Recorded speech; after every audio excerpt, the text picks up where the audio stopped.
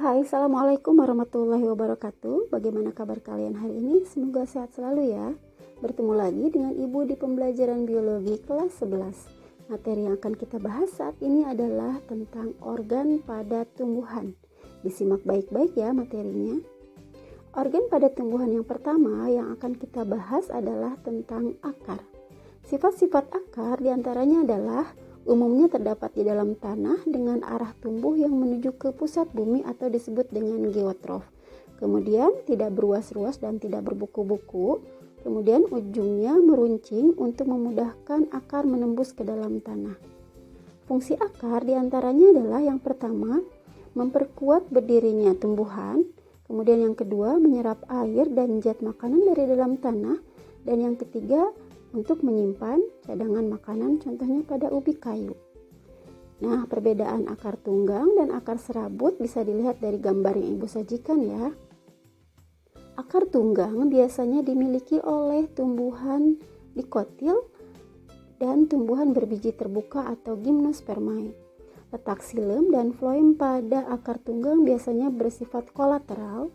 Kemudian untuk akar serabut biasanya dimiliki oleh tumbuhan kelompok monokotil dan pteridophyta atau tumbuhan paku.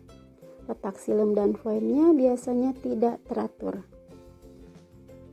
Organ tumbuhan yang kedua yang akan kita bahas adalah batang. Fungsi batang diantaranya adalah yang pertama, untuk mendukung bagian tumbuhan yang berada di atas tanah. Kemudian sebagai pengangkutan air dan unsur hara dari akar ke atas ataupun hasil asimilasi atau fotosintesis ke seluruh bagian tanaman. Dan batang juga bisa sebagai tempat menyimpan cadangan makanan, contohnya pada tanaman tebu. Jika dilihat struktur anatomi batang pada tanaman dikotil, berkas pembuluh angkutnya bersifat konsentris. Kemudian pada tumbuhan monokotil, berkas pembuluh angkutnya tersebar.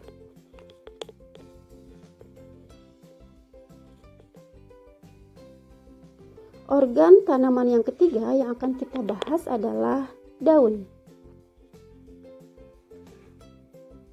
Daun merupakan bagian tumbuhan yang biasanya berbentuk lembaran pipih dan berwarna hijau.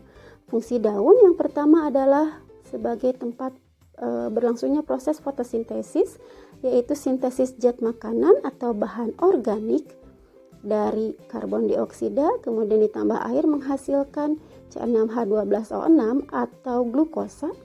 Kemudian fungsi daun yang kedua adalah untuk proses asimilasi, yaitu pengolahan zat makanan dari zat anorganik karbon dioksida dan H2O menjadi zat organik. Yang ketiga adalah untuk proses transpirasi atau penguapan atau pengeluaran uap air melalui stomata pada daun. Nah, yang keempat adalah untuk proses respirasi atau pernafasan. Respirasi merupakan proses oksidasi glukosa untuk menghasilkan energi berupa ATP. Reaksinya berkebalikan dengan reaksi fotosintesis ya. Organ tumbuhan yang keempat yang akan kita bahas adalah bunga. Organ ini merupakan penjelmaan dari tunas batang dan daun dengan bentuk, warna, dan susunan yang bermacam-macam. Kemudian memiliki aroma yang khas juga. Sifat bunga yang kedua adalah biasanya memiliki kelenjar madu. Kemudian sifat bunga yang ketiga adalah warna bunga biasanya mencolok. Kemudian ada yang berwarna hijau, yaitu kelopak bunga. Nah, ini adalah bagian-bagian bunga ya.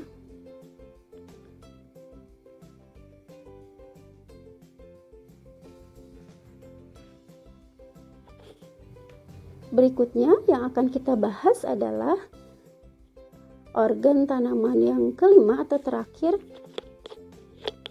yaitu buah. Buah terdiri dari tangkai buah, kemudian kulit buah, daging buah, dan biji. Pada tanaman berbiji terbuka atau gimnospermae, letak biji biasanya terlihat atau tidak tertutup oleh daging buah. Contohnya pada buah melinjo dan pakis haji. Sedangkan pada tanaman dengan biji tertutup atau angiospermae, letak bijinya tidak terlihat karena tertutup oleh daging buah. Contohnya buah mangga, durian, buah apel, dan lain-lain. Dari materi yang Ibu sajikan, kita bisa membuat kesimpulan ya, perbedaan tumbuhan monokotil dan dikotil berdasarkan ciri-cirinya. Untuk tumbuhan monokotil, bijinya berkeping satu, kemudian bentuk akarnya adalah serabut, kemudian tipe berkas pembuluhnya tersebar, kemudian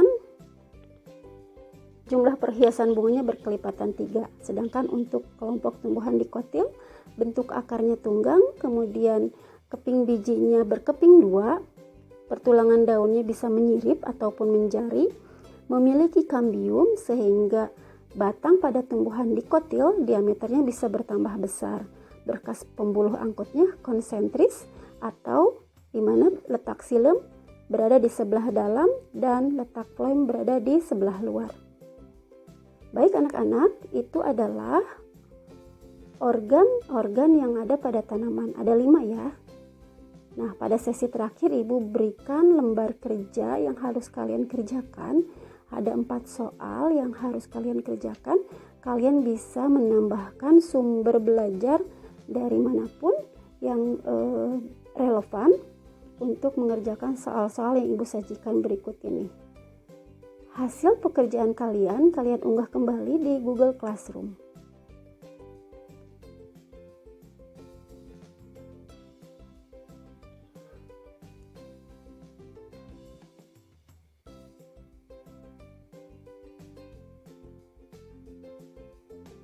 Nah, jika ada yang masih kurang dipahami, kita bisa diskusi di forum Classroom. Kalian bisa berikan komentar di kolom tugas. Oke, tetap jaga kesehatan, tetap semangat belajar, dan jangan lupa tetap berdoa.